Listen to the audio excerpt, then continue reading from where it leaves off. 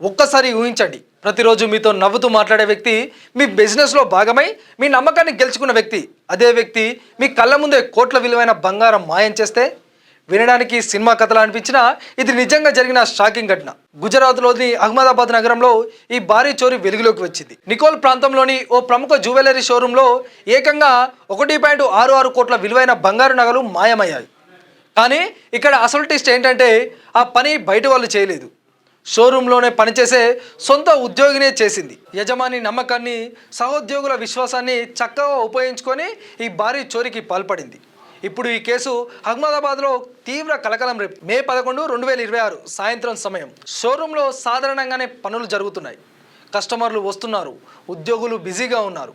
అదే సమయంలో ఒక కస్టమరు బంగారు నగలు చూపిస్తున్నప్పుడు ఒక్కసారిగా బ్రాస్లెట్ కనిపించలేదు. మొదట చిన్న పొరపాటు అనుకున్నారు, ఎక్కడో తప్పుగా పెట్టి ఉంటారని అనుకున్నారు. కానీ మరోసారి చెక్ చేయగా మరికొన్ని నగలు కనిపించలేదు. దీంతో యజమాని దర్శన్ జవహర్లాల్ షా వెంటనే పూర్తి స్టాక్ చెక్ చేయించాడు.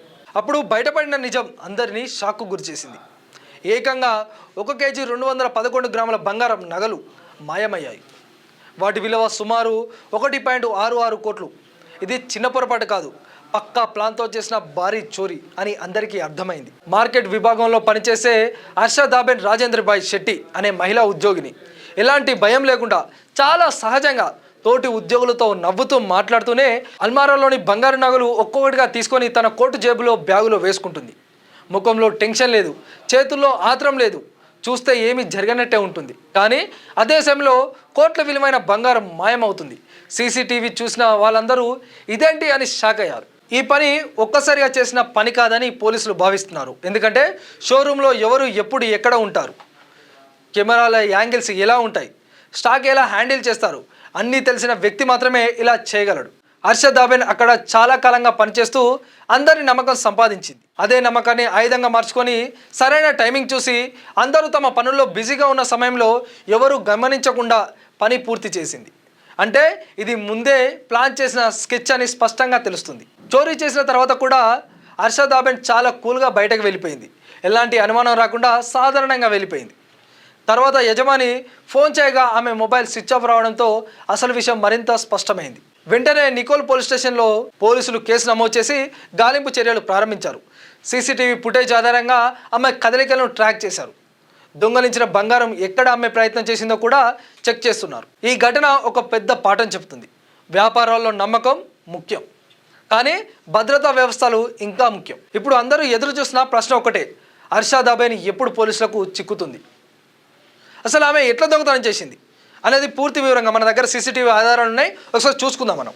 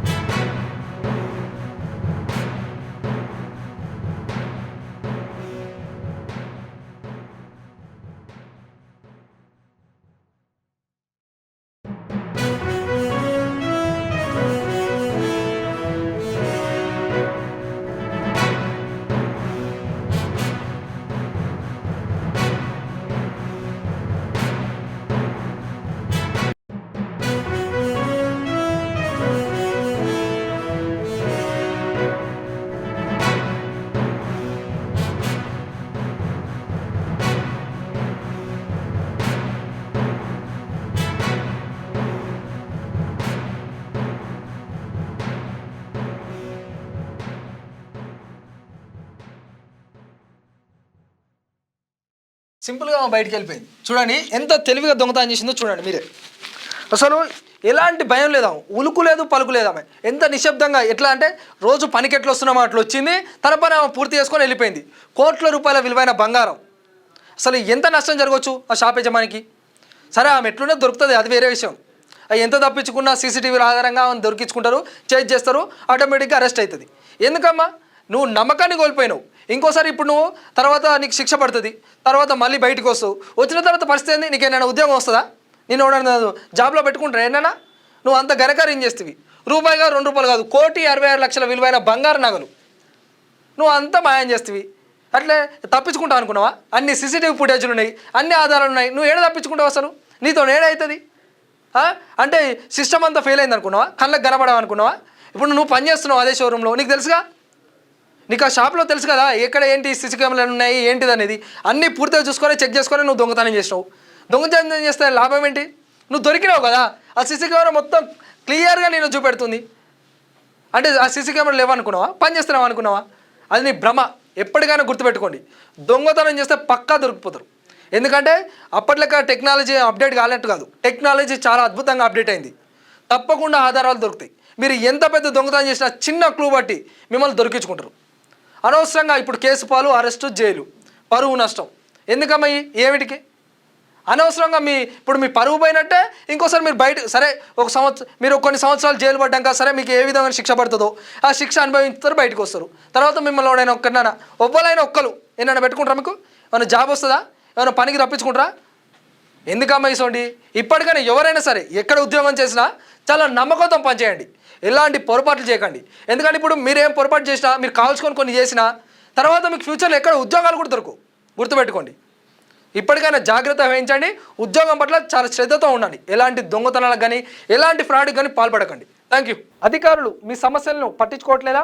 నెలల తరబడి మిమ్మల్ని ఇబ్బంది పెడుతున్నారా? మీ సమస్యకు ఎవరు స్పందించడం లేదా? అయితే ఆలస్యం చేయకుండా వెంటనే క్యూన్యూస్కు కాల్ చేయండి. సంప్రదించాల్సిన నెంబర్లు 8143001981. మీ తరపున మేం బాధ్యత తీసుకొని మీ సమస్యను అధికారుల దృష్టికి తీసుకెళ్తాం. పబ్లిక్ వాయిస్, సామాన్యుడి ప్రశ్నాస్త్రం, ప్రతి గురువారం ఉదయం 11 గంటలకు మీ క్యూన్యూస్లో.